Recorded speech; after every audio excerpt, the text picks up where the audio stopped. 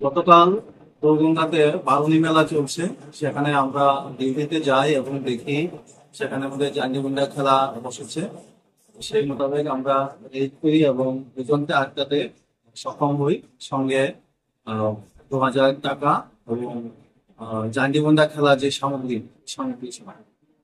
আর আজকে সকালে মর্নিং ডিউটির সময় আমার অফিসার এসআই সমীর সরকার, উনি একজন মহিলাকে আটক করেছেন হলিক্রস স্কুল সংলগ্ন এলাকা থেকে। ওনার কাছে অনুমান 20 লিটার দেশি মদ ছিল। স্যার উনি কিভাবে নিয়ে যাচ্ছিলেন মদগুলো? ওনার ব্যাগে ছিল মদগুলো, উনি পানিসাগরের দিকে আসছিলেন। হেঁটে হেঁটে। স্যার গতকালকে কি কোনো নেশা সামগ্রী আটক করা হয়েছে রাত্রের বেলা? গতকালকে নেশা সামগ্রী আটক করা হয়েছে। প্রায় আমরা 40 বোতলের মতো বিলাতি মদ সহ একজন লোককে আটক করেছি। স্যার কালোবাজারি মূল্য কত হতে পারে আনুমানিক?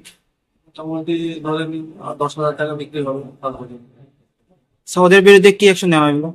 আইনি প্রক্রিয়া অনুযায়ী ওদের বিরুদ্ধে অ্যাকশন নেওয়া হচ্ছে। স্যার আগামী দিনেও কি এরকম অভিযান জারি থাকবে? হ্যাঁ, আগামী দিন অবশ্যই এগুলো জারি থাকবে।